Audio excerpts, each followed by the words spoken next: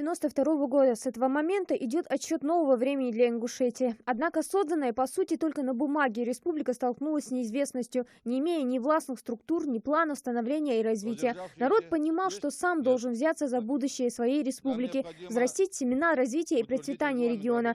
25 июля в Назрани состоялся чрезвычайный съезд народов Ингушетии, где впервые заговорили о необходимости проведения выборов в Верховный Совет Республики сроком не позднее сентября 1992 года. После объявления об образовании республики необходимо было срочно сформировать органы местного самоуправления, республиканские структуры, начать финансирование. Этого не было сделано, потому что прошло очень много времени. До осени 1992 года практически вот такое брожение было в республике. Никто ничего не знал, что будет, как будет. И люди как бы самостоятельно начали принимать какие-то решения, общественно, были разные предложения, разные варианты. Вот люди все хотели с этой республики, готовы были днем и ночью работать, бесплатно работать, если бы республика была создана. Вот лес рук бы подняли, если бы сказали, что вот 3 года надо бесплатно работать, но республика вот в этом условии будет создана. Значит, нет денег там в России, чтобы республику прокормить. Лес рук бы подняли.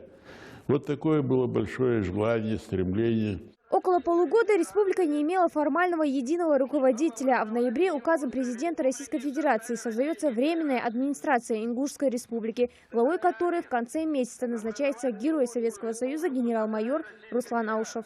Административно-правовым центром только зарождающейся республики становится город Назрань. Здесь не было практически ничего, ни структур власти, ни тем более министерств и ведомств. Созданная временная администрация расположилась вот в этом здании на площади Согласия в Назрани. А с февраля 1993-го в это здание переезжает уже администрация первого президента республики, а уже с 1999-го Назранская администрация.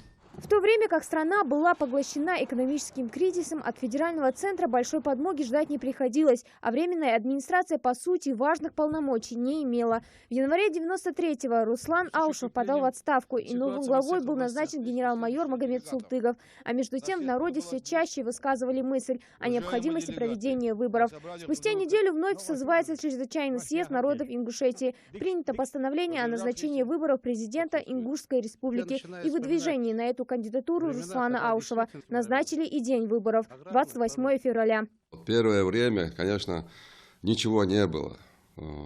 Как я сказал, никаких структур, ни финансирования, ни кабинета, ни служебной машины, ни зарплат, ничего. Ну, люди сильно хотели работать. Параллельно с этим шло и становление республики. Открылось первое телевидение, аэропорт. 7 марта 1993 года в Доме культуры в Назрани прошла инаугурация первого президента Ингушетии, на которой Руслан Аушев принес свою присягу. С этого момента начинается формирование органов власти республики. Создается президентский совет, кабинет министров. Пути развития, проложенного в столь трудное время, республика следует и сейчас, с каждым годом совершенствуясь и преображаясь на радость жителям региона.